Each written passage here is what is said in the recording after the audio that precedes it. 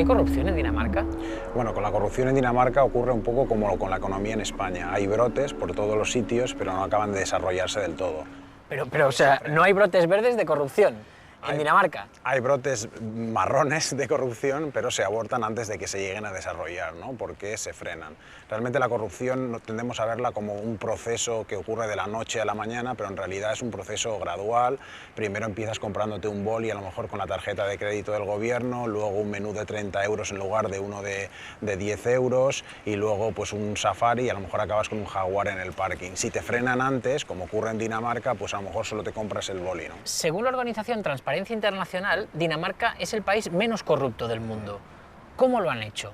¿Cuál es el truco? Bueno, también es el país que tiene la administración menos politizada del mundo. ¿Qué quiere decir eso? Cuando hay un cambio de gobierno, cambian muy pocas personas, ¿no? La gran mayoría de la gente que trabaja para las instituciones públicas sigue trabajando para los gobiernos independientemente del color político. O sea, aquí, por ejemplo, cuando llega un ministro al cargo, no se hace con su equipo de confianza, con esos asesores que le van a acompañar a todos sitios. No trabajan con el personal de confianza, trabajan con el personal de cierta desconfianza. ¿Qué quiere decir eso? Bueno, personal que responde a un criterio profesional cuyas carreras se van a decidir en función de su reputación y no en función de que sean leales a determinado partido o a determinada persona. Pero también los funcionarios necesitan a los políticos que los vigilen, por lo tanto se produce un control mutuo. ¿Es habitual que un funcionario denuncie un caso de corrupción?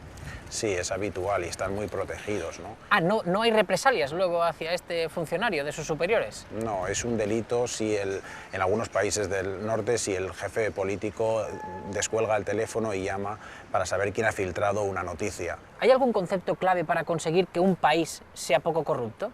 Bueno, la transparencia es esencial. Necesitamos saber en qué se gasta el dinero que estamos pagando con nuestros impuestos, y en los países nórdicos existe una cultura de trabajar con las ventanas abiertas. Los políticos deben mostrar qué es lo que están haciendo con cada euro o con cada corona, en este caso, de los impuestos, y el acceso a la información para los periodistas es muy fácil, ¿no? ¿A qué información puedo tener acceso, por ejemplo, del presidente del gobierno o de un diputado danés? Pues a cualquier información que pueda tener relevancia pública, ¿no? Cualquier información que nos pueda dar indicaciones de si esa persona ha tenido una actuación honesta o no. Por ejemplo, en el plazo de 5 días, páseme usted los movimientos de la tarjeta de crédito. En el caso de Suecia puedes acceder incluso a los correos electrónicos del primer ministro. ¿Qué dices? Sí. Pero eso no vulnera su privacidad. Bueno, tienes una cuenta privada, ¿no? Y las fronteras suelen ser un poco más informales que en España. No actuamos tanto en función de las leyes en estos países, actuamos más en función a los códigos éticos, tanto de los periodistas como de los funcionarios, por ejemplo, o de los políticos. O sea, menos leyes y más ética. Efectivamente, efectivamente. De hecho, suele haber una relación entre eso. Cuantas más leyes tenemos, en ocasiones podemos tener menos ética. Ya lo decía Tácito, que cuanto más corrupto es un Estado, más leyes tiene.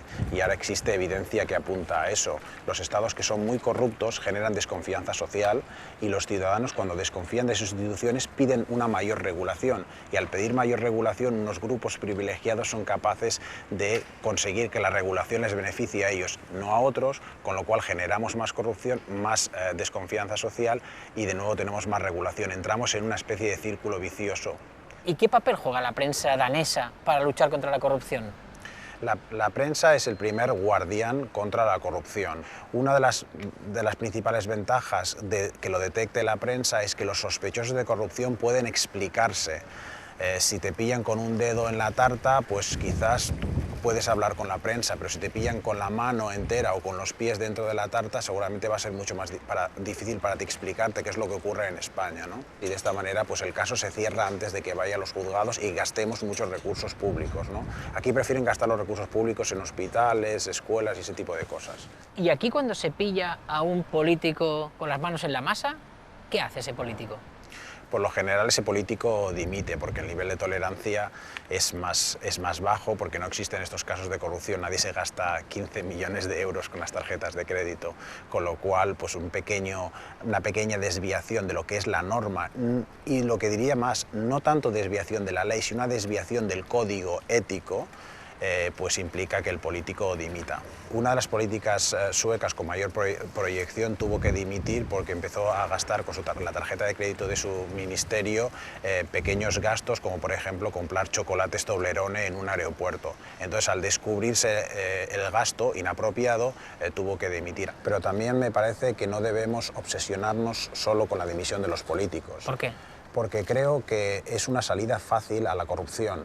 Por ejemplo, ahora los partidos tradicionales, el PSOE, PP, Convergencia, están hablando mucho sobre no me va a temblar la mano y forzaré a los políticos de mi partido a que dimitan. Bueno, esto hace tiempo que lo dicen. Efectivamente. Lo que intentan es convencer a los españoles de que la corrupción es un problema de manzanas podridas y que simplemente retirando estas manzanas del cesto pues vamos a solucionar los problemas de corrupción. ¿Y no es así? No es así, porque yo creo que las manzanas españolas son como las manzanas danesas, no veo genéticamente que sean diferentes.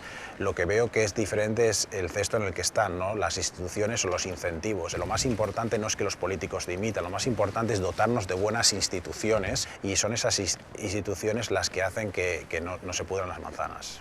Seguro que ahora hay alguien viéndonos que piensa, bueno, eso es posible en un país como Dinamarca, 6 millones de habitantes, y eso no se puede aplicar a un país como España con más de 40 millones de habitantes.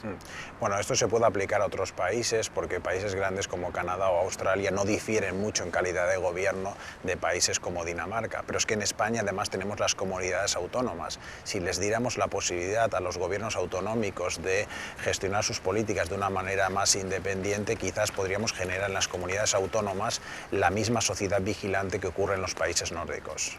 Hemos quedado para entrevistar al presidente del Parlamento danés y la verdad es que nos ha sorprendido porque ha sido muy sencillo, o sea, tan sencillo como llamarle y quedar un día que nos iba bien a todos.